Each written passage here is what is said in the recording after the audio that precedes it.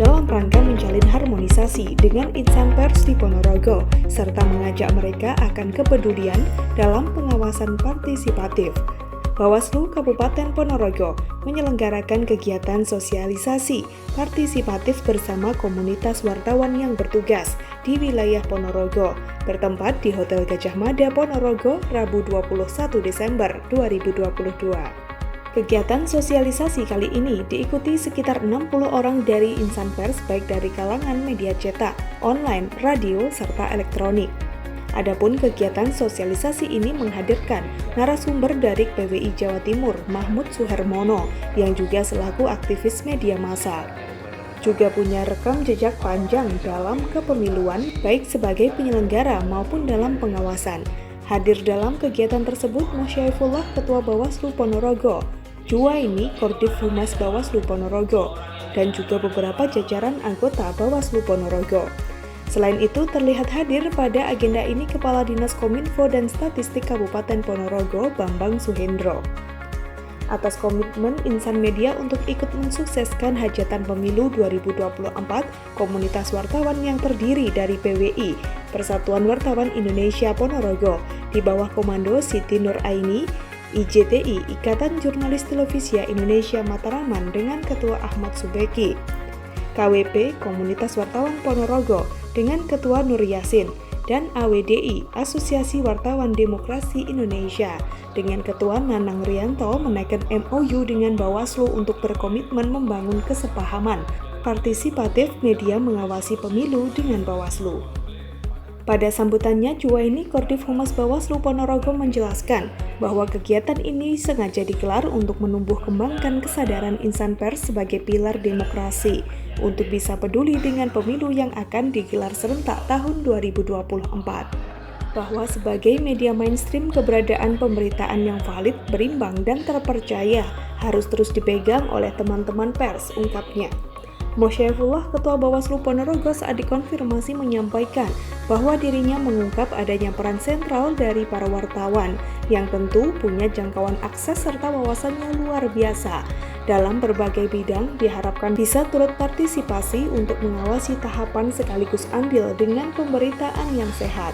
Sementara dalam paparannya, Mahmud Suhermono menjabarkan keberadaan media mainstream dalam kondisi tidak baik-baik saja, khususnya dengan keberadaan media sosial yang luar biasa diminati maupun diakses oleh masyarakat luas. Di sisi lain, porsi profesional sebagai jurnalis yang harus proporsional berimbang hendaknya menjadi nilai lebih dan dapat dipertahankan oleh para wartawan. Senada diungkapkan Bambang Suhendro, Kepala Dinas Kominfo dan Statistik, ia menjabarkan tantangan media sekarang semakin berat, tetapi dirinya optimis dengan keberadaan media yang adaptif dan punya sisi lebih mengedepankan keakuratan data di lapangan akan terus bisa bertahan.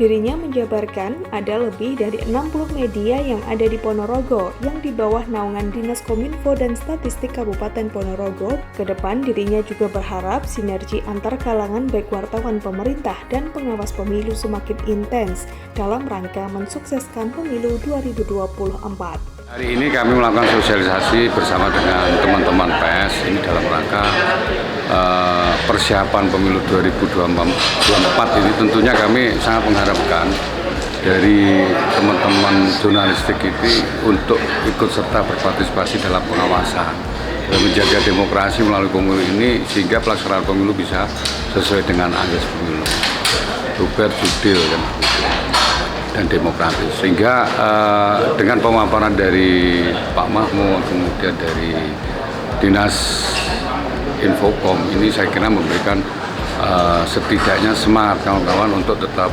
independen, tetap menjaga kode etik jurnalistik. Apalagi hari ini tantangan kita adalah medsos ya, kejahatan medsos. Nah ini kan bagaimana kawan-kawan pers ini nanti bisa bertarung dengan medsos yang hari ini konsumsinya sangat luar biasa. Bawaslu kemarin melalui pemaparan pimpinan kami, Bawaslu RI, ke depan nanti akan melakukan upaya untuk penanggulangan berita hoax di media sosial dan sebagainya. Tentunya akan bekerja sama dengan pihak-pihak pers. di pengalaman tahapan kemarin ya, pemilu pilkada kemarin memang sumber utama itu dari medsos ya. Jadi kerawanan di lapangan itu lebih banyak karena sumbernya dari berita-berita hoax dan lain sebagainya. Sehingga kami juga nanti akan ke depan juga bekerja sama dengan pihak-pihak yang bisa melakukan penanggulangan, termasuk cybercrime dan lain sebagainya, dari pihak kepolisian, kemudian dari pihak-pihak pers. Harapannya pelaksanaan pemilu ini berjalan sesuai dengan azasnya, ya kan begitu. Saya kira teman-teman pers harus makin ya. Ini posisi strategis, artinya apa? Bawaslu sudah membuka dan teman-teman tinggal masuk untuk terlibat aktif dalam pengawasan. Ya tetap pada porsi tugasnya masing-masing. Kalau kita kan memberitakan, pers tetap memberitakan dan seluruh, bukan hanya soal dari peserta, tapi juga dari potensi-potensi pelanggaran, ikut melakukan pengawasan dan memberitakan. Nah nanti biar Bawaslu yang akan menindaklanjuti teman-teman temuan daripada teman-teman media. Dan itu harus digencarkan, terutama nanti ketika tahapan-tahapan sudah mulai memasuki masa-masa krusial. Ketika penetapan calon, kampanye itu terutama, nah peran pers terbesar akan di situ. Ya sementara kalau sekarang kan udah eranya sesama pers itu jangan bersaing, tapi kolaborasi, sinergi. Karena musuh utamanya media sosial.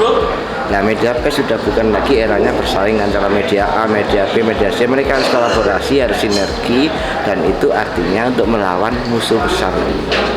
Nah apapun media sosial ini mendistorsi kita, mengganggu, tapi bukan berarti harus dimatikan, tidak, tapi tetap harus, ya ini tantangan kita terbesar, yang itu harus dibenahi dengan kita apa, kode etik kita, dibenahi dengan apa, verifikasi kita, dibenahi dengan apa, klarifikasi kita, dibenahi dengan apa, kita harus jujur dalam pemberitaan, kita harus adil. Nah itu yang mungkin tidak dilakukan oleh kawan-kawan media sosial, yang itu mereka pasti kepentingan.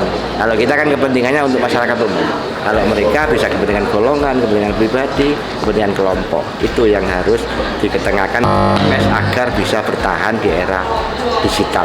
Ya tetap harus menjadikan event pemilu ini untuk mencerdaskan masyarakat. Event pemilu, jadi kita harus memberikan pendidikan politik yang itu untuk mendewasakan pemilih, untuk mendidik pemilih, kemudian agar pemilih kita tidak mudah terprovokasi, agar bisa kita memilih untuk pemilih yang rasional, sehingga pemimpin yang dihasilkan nanti adalah benar-benar yang berkompeten, benar-benar yang berintegritas, dan itu memang cocok untuk jadi pemimpin baik di tingkat lokal, regional maupun di nasional. Anang Sastro, Ponorogo, JKTV.